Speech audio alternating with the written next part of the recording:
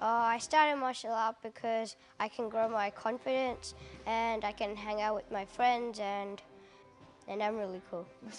The person I was before I started, I was a bit shy, but now I'm like the opposite. My goal is to be a black belt.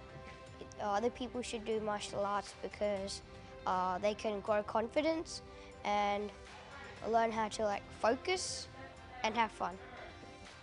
And obviously those extra confidence and all those are accessories, I think, as accessories, but considering he's so slim and probably he might get abused quite easily in school and everywhere, so I thought he certainly needs something to protect himself to start with, and then everything else comes as an added advantage.